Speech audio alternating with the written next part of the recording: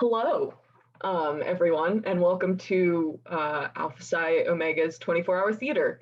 I'm the president of Alpha Psi. My name is CJ Miller, and this is the Alpha Mu cast set in Emory and Henry College in Emory, Virginia. And I will kick it over to Claire, our variety chair and also our service chair, to kind of tell us like a little bit about the prompt, the process, what we're going to be seeing tonight, and our charity. All right, thanks, CJ. Like they said, my name's Claire. I'm the variety and service chair of this chapter of Alpha Psi. And just to tell you a little bit about what 24-hour theater is, if you've never experienced it before, basically 3 playwrights got a prompt at 6 p.m. yesterday, and they had until 8 a.m. today to write their 5-minute script. And then the actors and directors had from 8 a.m. to this time, around 5:30, to rehearse so that they can perform. So the prompt that I gave them was, how would you represent the passage and or stillness of time? So that was the prompt that I gave the playwrights, and I said they could take it however they wanted to. So this should be interesting. So the charity that I posted on the Facebook event that we're highlighting for this performance is called Oxfam America. And I put the link on Facebook, but basically according to the website, it describes specifically the emergency COVID-19 fund. It describes the fund as communities around the world struggle to cope with COVID-19, many refugees and displaced people living in crowded camps are facing dire circumstances, unable to practice social distancing and lacking access to adequate clean water, nutrition, and healthcare. Oxfam is coordinating our response with partner organizations, government health ministries, and key UN agencies in more than 60 countries. So this charity has a 4 out of 5 rating on Charity Navigator, and it's also recommended by the New York Times. So it's a really reputable resource, and we really hope that y'all can give today. So I'm not going to talk anymore, and I'm just going to turn it over to the rest of the performance. Awesome. So first up, the first play is titled Unsaid. It was written by Graham Myers, directed by Kassi Armendo, and the actors are Haileigh, Tilley, and Mary-Cathrine Jones. So I will.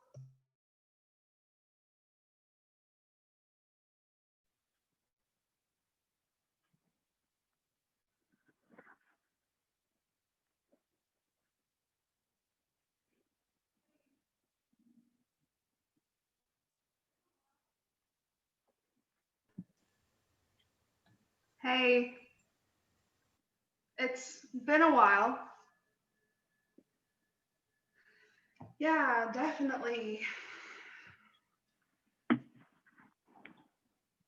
So I don't know. What have you been up to? Hey, I've been busy, not gonna lie. Trying to figure out how to be a teacher for very young children is not really something I was prepared for. Yeah.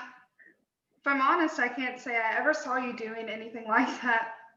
I didn't think your nervous energy would mix well with bossing kids around.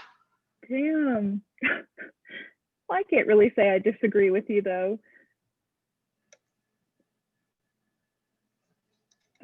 So what have you been up to?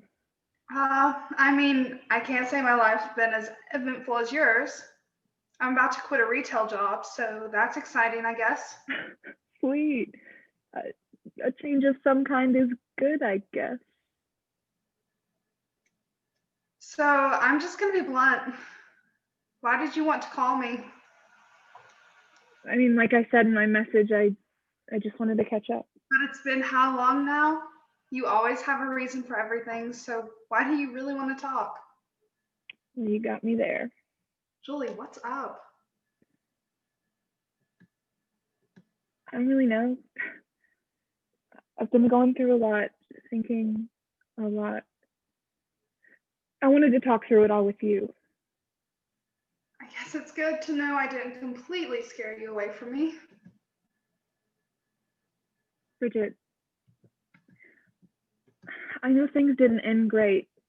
I don't really see all that in a negative light, if that makes sense. I figured it was time to break this awkward kind of air, just be adults about it. Sure, I get it. But why now?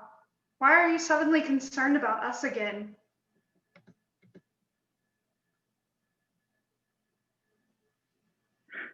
I'm getting older, you know? I'm starting to get tired of the situations I just kind of left hanging because I was petty or had something to prove, something like that. You always tried to encourage me to reach out to someone when I needed to talk, so I did. I'm getting nostalgic, maybe. I don't know. I never meant to push you away or anything, you know. I really wasn't in a great place back then. No, you didn't push me away. I felt like I was burdening you, I guess.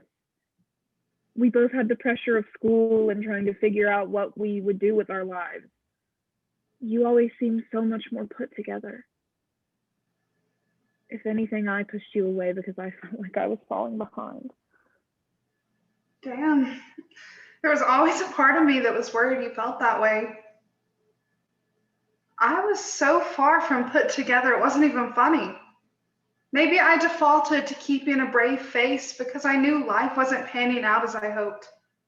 I was a business major who was way too optimistic. And when I realized I bit off more than I could chew, I pushed so many things away in a ditch to put things back together. And if I could go back and live through all that whole mess again, I would definitely have treated you differently. Wow, all right. It's not fair how time changes everything. I was just so exhausted in those years. I let myself feel guilty for not being in control of it, which is impossible anyway. I feel you. If I would have just chilled out for a moment back then, I can't even imagine how different things would be. I guess that's the point, though. Life messes with us so we can put things into perspective later and celebrate quitting retail jobs. Absolutely. Well, this was good. It's honestly kind of weird talking to you again, but it's nice. And we could all use times like these. I agree. Anyway, I'll talk to you later, I guess. Sure. I'd say we've been existential enough for today. I'm here for you. It's always good to just talk. Thanks. I'm here for you too. I'll catch you later. See ya.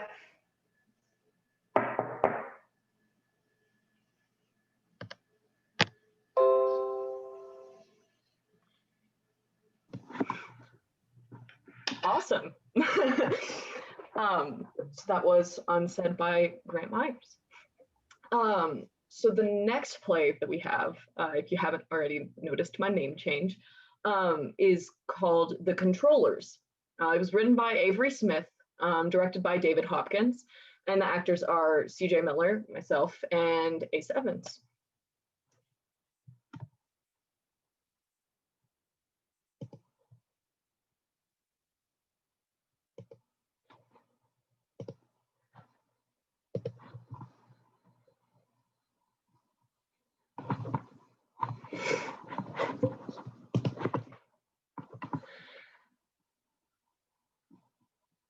Do you think that this might have been a mistake?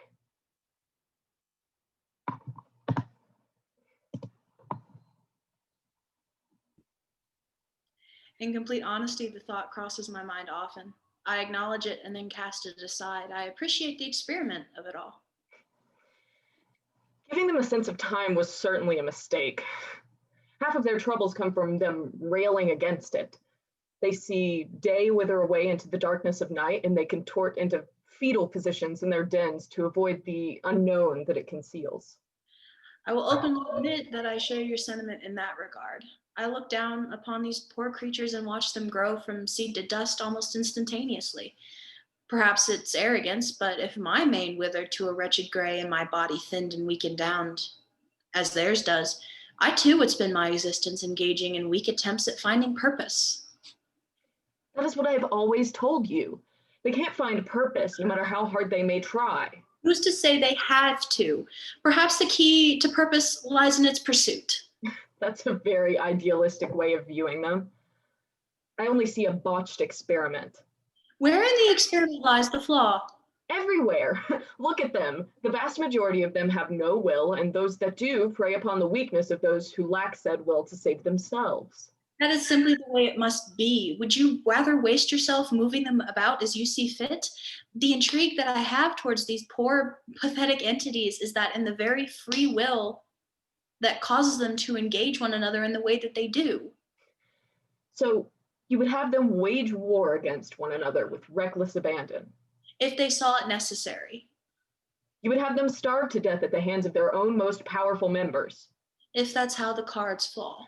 Then I say that their freedom makes them wicked and evil. Goodness fills them all the same. Is that so? Indeed it is. Their wills, while corruptible, are capable of great deeds of goodness. Care to wager on it?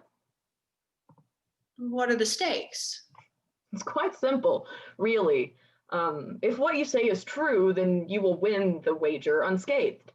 I challenge you to find one, and only one circumstance in which goodness will be maintained throughout one of these beings' entire existence. If you offer me but one example of this, we shall no longer be equals. I will bow down to you as a servant and never question you again. You've set the table for your own defeat. I am curious, however, as to what your terms would be in the impossible scenario in which you win. Then we remain as equals. But we must terminate the experiment.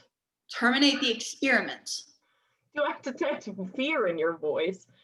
You said it yourself, I've set the table for my own defeat.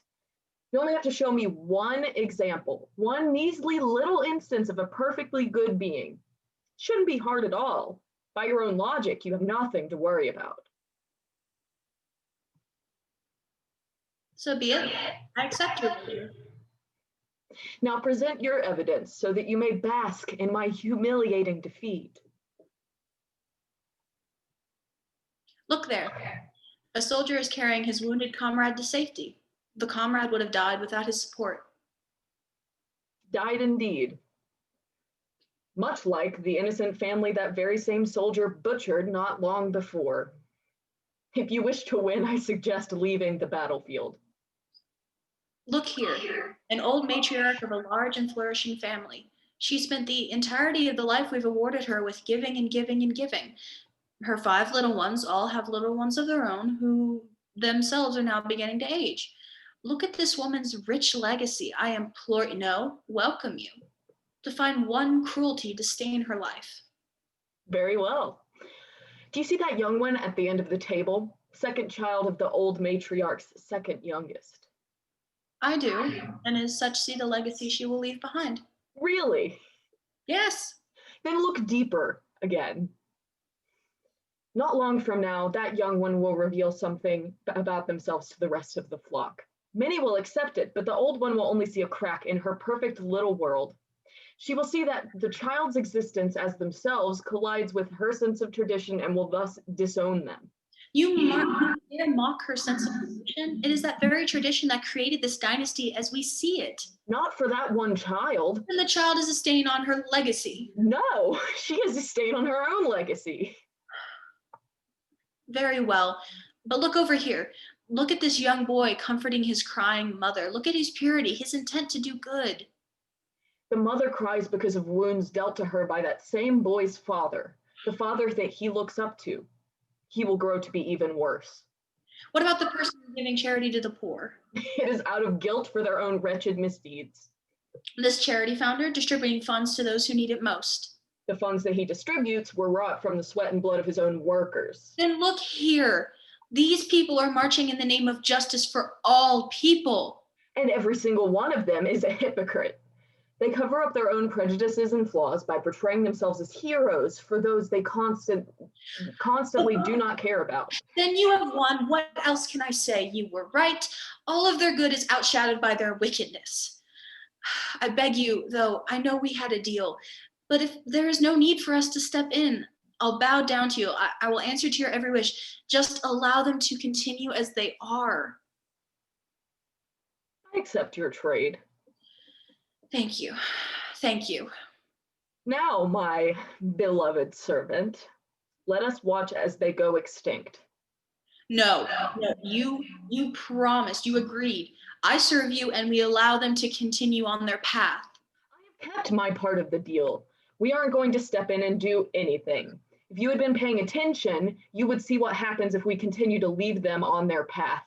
Regardless of what we do, they will end themselves.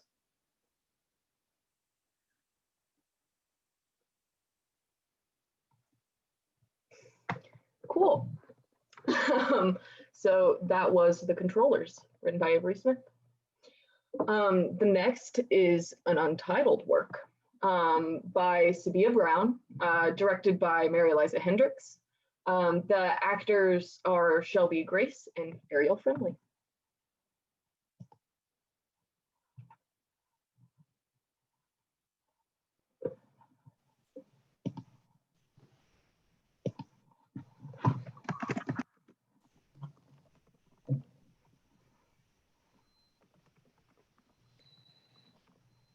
Hey, Hey, I've been here long?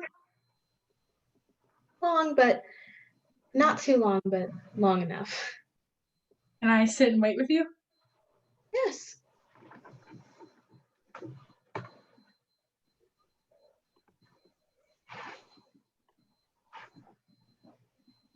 What are you waiting for? Something special. I like special things. Is it something for me? Something special you can have, but this special thing is mine only. Yours will come from inside of you. There is nothing inside of me. I think it flew away before I got here. Do you know how I got here? You walked, I'm sure. Right.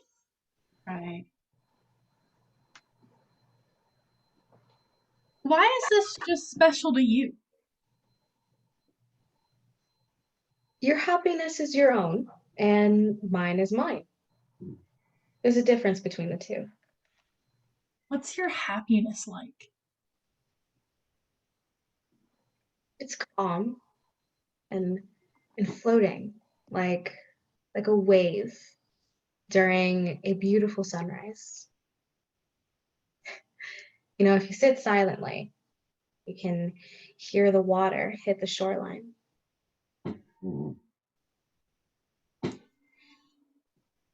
Do you hear it?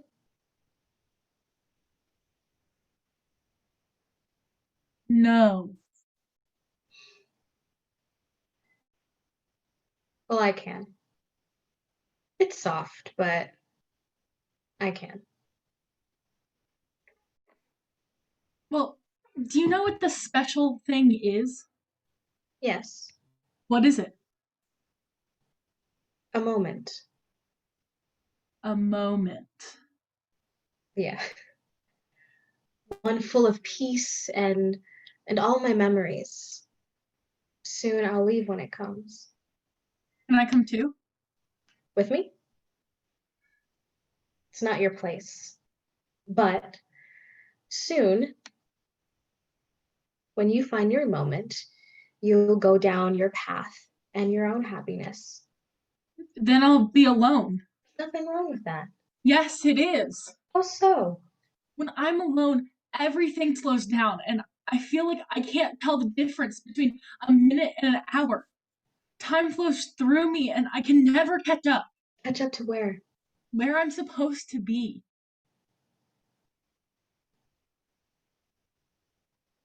Here. Here. You have to be here and wait. Wait for what? You'll know when you find it. And what if I'm scared? The growth you seek has just started. Be brave for what's coming. What if I get scared? The growth you seek has started. It's time. Time for what? My moment. Now? Yes. Well, soon is best, or I'll miss it. So you're leaving me? Now? Yes. Could you stand with me?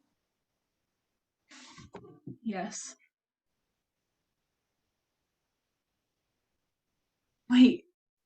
No, I can't. Your place isn't with me. You must go now. You don't have to be scared. You were ready then, so be ready now that it's here. You're right.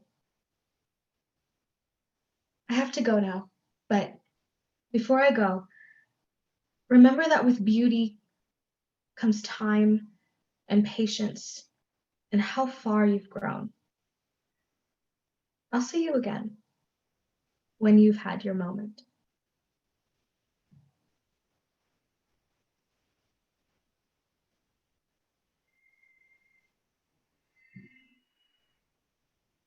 My moment is coming.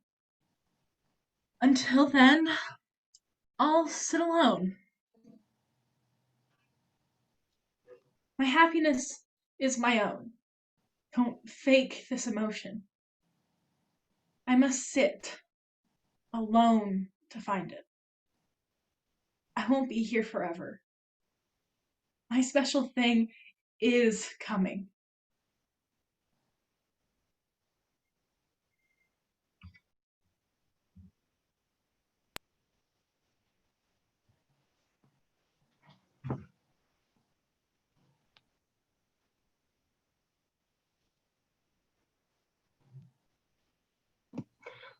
Awesome. Let me, yeah. So that was Alpha Psi Omega, the Alpha Mu Cast's annual 24-hour theater event. We got a little creative online. So don't forget to donate to the link that our amazing, wonderful, I just knocked over the light, our amazing Claire has posted on our Facebook event. And thank you for watching.